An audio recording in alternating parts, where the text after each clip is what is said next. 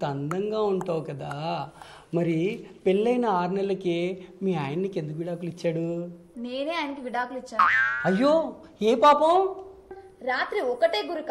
ఏంటి, గురక పెట్టినందుకు కూడా విడాకులు ఇచ్చేస్తారా? మరి టూ మచ్ కాకపోతే? మరి ఇంత అందమైన పెళ్ళాన్ని పక్కన పెట్టుకొని గురక పెడుతూ నిద్రపోతుంటే డైవర్స్ ఇవ్వకుండా డాక్టరేట్ ఇస్తారా? ఓ, యు ఆర్ 100% కరెక్ట్. డాక్టర్ ఉన్నాడా ఇక్కడ? అదిగో చాలా రోజుల తర్వాత ఎవడో కస్టమర్ వచ్చాడు, ఐ మీన్ పేషెంట్ వచ్చాడు. వాడిని పిలువు, మనం మళ్ళీ మాట్లాడుకుందాం. Okay okay, go.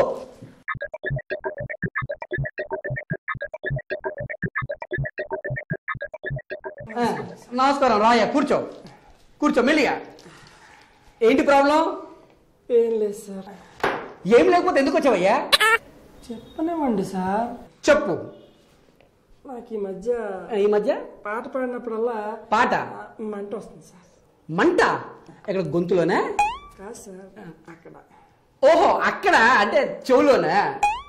కాదు సార్, అక్కడ. అక్కడ అంటే ముక్కులో అనమాట కదా. అంటే నేను ఇప్పుడు క్లారిటీగా చెప్తాను. అక్కడ సార్, అక్కడ. ఓ, అక్కడ వస్తుందంటే ఇదేదో సుఖరోగం అయి ఉంటుందయ్యా. నువ్వేం కంగారు పడమాక, ఒక్క సెకండ్ ఆగు.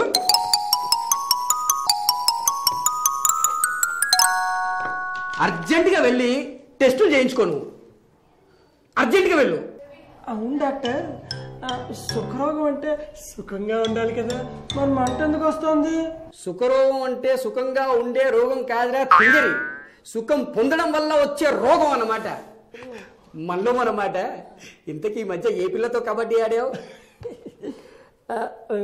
నిజం చెప్పమంటారా సార్? అదే కదా అడిగింది. ఓ, డాక్టర్కి నిజమే చెప్పాలి కదా. లాయర్ కూడా నిజమే చెప్పాలి. ఎవరో కాదు, మన హాస్పిటల్లో నర్సు సంజన. పద. దేనికి డాక్టర్? నేను నీతో పాటు టెస్టులు చేయించుకోవాలరా?